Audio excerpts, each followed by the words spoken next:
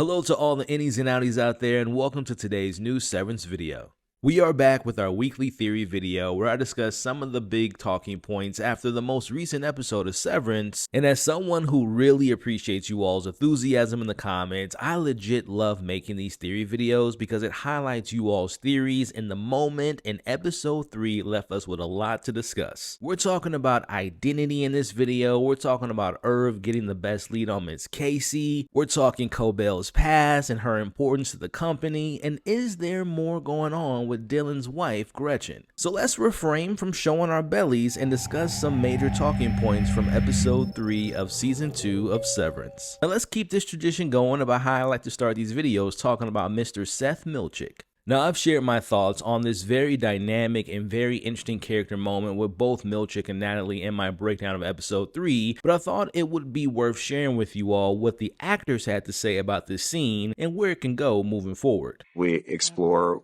what it is to be a person of color at Lumon. Natalie presents Milchick with these paintings of Keir, and it's a strange moment where Milchick has to sort of process this and try to question what's the motivation behind this. I love their performances so much in that moment because it's about what you feel safe to say. And of course, Natalie especially knows that you never know when somebody is listening at Lumon. She knows that better than anyone. Is she going to be an ally? It's going to be very interesting to find out. I would be remiss if I did not celebrate and honor Ben and Dan for bringing this topic to me.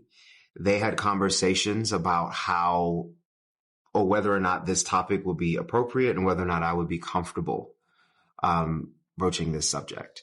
And my question to Dan when he asked me, what do you think about Milchick receiving these paintings, was, well, how does he respond to this?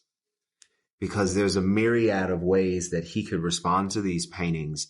And if we don't do this appropriately, not right, because in theater or art, you don't get it right. But if we don't do it sensitively and appropriately, we can alienate our audiences, and it would be less than satisfying. Now, if I can be honest and give you all some insight from my perspective, when I first saw this scene, I was caught off guard because I really never expected for this show to explore this very complex subject of race in the workplace and within the context of this particular show. Now look, I think people forget that Ben Stiller tackled a somewhat similar topic in the 2008 action comedy Tropic Thunder, and while there are some controversial elements of that film, especially when it comes to the character RDJ played with having him being someone that's in blackface, I know some people aren't fans of the idea, but I've always appreciated the commentary the film was going for. But getting back to this point of the show, now I've really enjoyed reading the conversations within the community and also on various other comment sections online that I've seen on the handling of this particular scene, and personally I hope that it's something that the season explores further, because I think there's something to examine with race for a show that really highlights what it means to have your agency or your identity removed. And as I said in my breakdown, I believe we may see Milchick or Natalie push back against the establishment that is Lumon, and seeing how those indoctrinated people separate themselves from being believers in Keir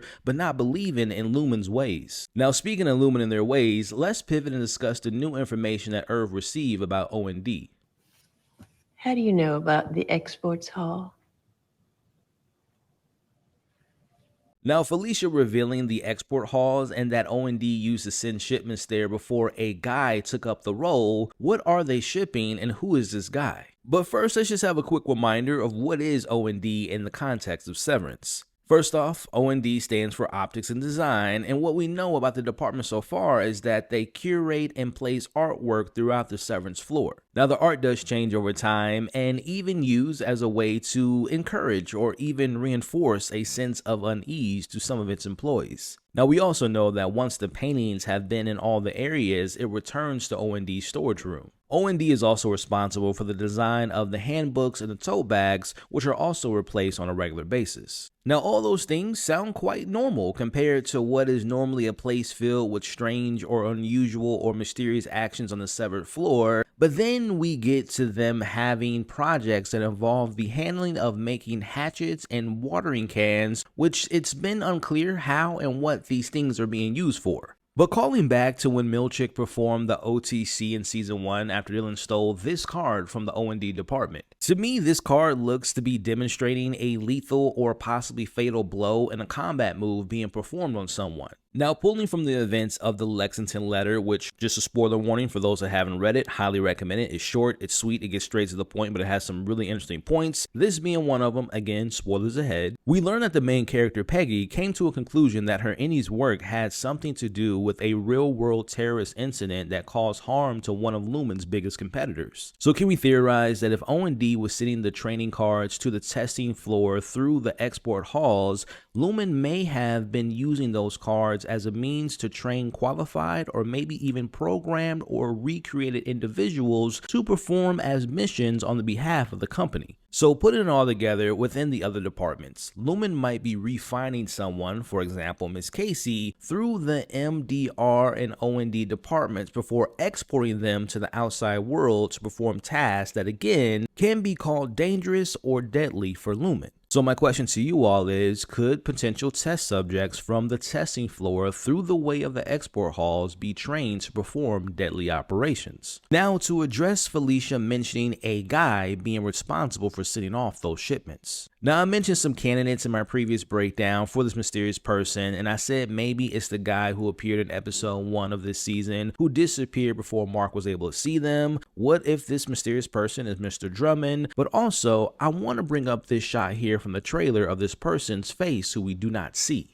Who is this person? Their build doesn't look familiar to me, and he seems to be doing similar tasks in this moment of the trailer that we've seen Milchick perform in season 1, especially with him handling the melon serving cart. Now, taking a look at this shot here from the trailer, is this the same guy? And why are they looking like they're about to perform dental work on somebody? Or again, is this the mysterious guy she was referring to, and is he maybe performing work on a test subject before releasing them to the outside world? What if he's doing some type of cleanup work, and what if that person is Miss Casey? Now, the last main topic in today's theory video is what now with Harmony Cobel? From seeing Harmony with Charlotte's breathing tubes, to arriving to the salt neck sign and her turning around, to her coming face to face with Helena and leaving us to believing that she's officially done with Lumon, or is she? First thing I want to address is the continued conversation about Harmony being more than just a manager in Lumon. Taking a look at this comment here from NN12. When Harmony said, "You don't have a choice," I think that confirms that Harmony isn't an employee. She has rank in the organization besides her job. Personally, she's giving me big auntie vibes. I wouldn't be surprised if she's Helena's aunt or half aunt or something. Harmony being related or potentially Cobel's aunt would be very interesting.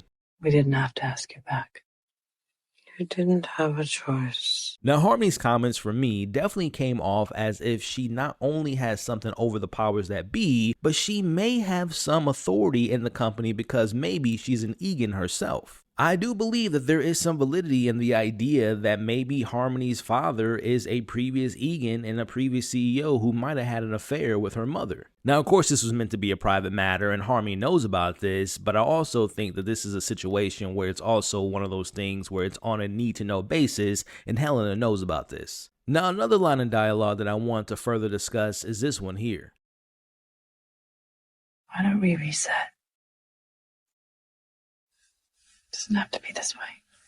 Now, of course, you can take this phrase of resetting as one of starting this very combative and uncomfortable conversation over and having them getting back on the same page in Helena's eyes, or did she literally mean reset as resetting Cobel because she's actually severed? I always took her acting completely different in the outside world around Mark as her just playing a role, her being undercover for her own little project to give her notes for her Cold Harbor project, but what if that different persona came for her having an outie and an innie? But also, I haven't forgotten about this shot from the finale. Could one of these options be what Cobel uses to switch between the different characters, and does Helena have some control over them? And lastly, what's the deal between Harmony and Helena's driver? To me, that look she gave him meant something deeper. Now, I theorize that they had to know each other in the past. They might have had a romantic relationship, they may be relatives, but I also even saw this post online making the comparison between the driver and a past Egan. Now that would be a pretty interesting theory, but why would they bring back a led to be believed dead Egan just for him to be a driver? But I also have seen you all make the connection that maybe this is Cobel's husband that she talked about in the past who passed away, and Lumon has somehow brought him back. But whatever comes of the character of the driver and the reset comments by Helena and everything we saw from Harmony in episode 3, I believe her driving away at the end of this episode wasn't the last time we've seen her and her involvement with Lumon this season. I suspect we have a lot more to learn about her past and her devotion to Cure and her maybe having plans to maybe taking down Lumon from within. Now, one more final thing I want to mention before wrapping up this week's theory video is this comment here that really made me think about the relationship between Dylan,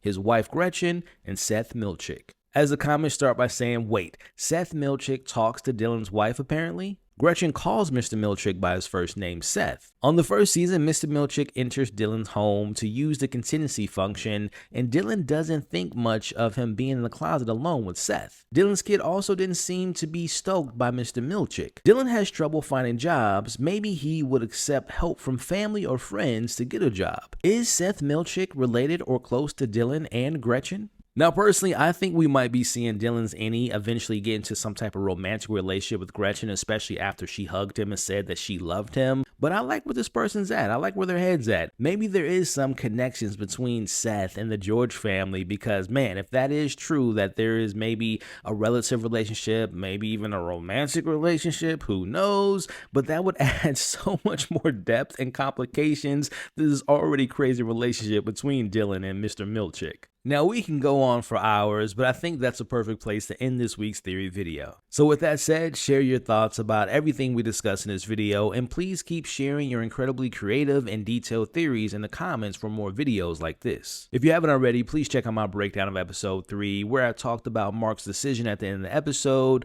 Rickon's new partnership with Lumon, and the return of the goats. Now, I will see you all later in the week to discuss episode 4. Now, if this is your first time here to the channel, welcome. Consider sticking around and watching some other videos, and if you like what you see, consider subscribing to the channel, and if you all want to show even more support for the channel, consider joining the channel memberships. Remember, you all are awesome, stay safe, and I'll see you on the next video, and also remember, please refrain from sharing information that may be privileged or sensitive. Thank you.